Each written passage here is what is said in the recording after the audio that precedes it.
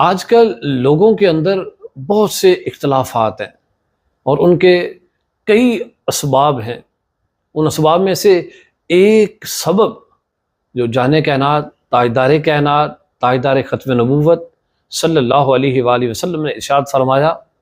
حضرت نعمان بن بشیر رضی اللہ تعالیٰ عنہ روایت کرتے ہیں کہ ایک بار نبی پاک صلی اللہ علیہ وآلہ وسلم نماز کے لیے تشریف لائے تو جب لوگوں کی صف کو دیکھا تو ایک شخص کو دیکھا کہ اس کا سینہ صف سے آگے نکلا ہوا ہے۔ تو آپ صلی اللہ علیہ وآلہ وسلم نے ارشاد فرمایا کہ عباد اللہ لا تصون صفوفکم او لا یخالفن اللہ بین وجوہکم،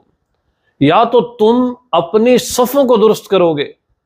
یا پھر اللہ تمہارے درمیان اختلاف پیدا فرما دے گا۔ ایک اور حدیث شریف میں فرمایا کہ من وصل صفا وصلہ اللہ تعالی ومن قطع صفا قطعہ اللہ تعالی، جو صف کو ملائے اللہ اسے ملائے اور جو صف کو توڑے اللہ اسے توڑے۔ تو اے میرے محترم اور پیارے بھائیوں، آج ہم نمازیں ادا کرتے ہیں لیکن وہ خاص اہتمام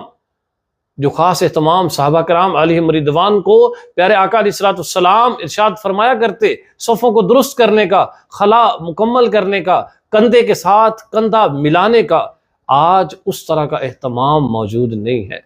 اسی وجہ سے آج ہمارے درمیان اختلافات زیادہ ہیں۔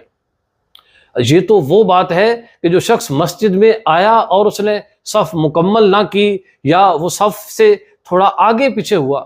اس شخص کے بارے میں آپ کیا خیال کریں گے کہ جو شخص صف میں شامل ہی نہیں ہوا، جو شخص مسجد میں آیا ہی نہیں۔ اللہ رب العزت ہم سب کو عمل کی توفیق عطا فرمائے۔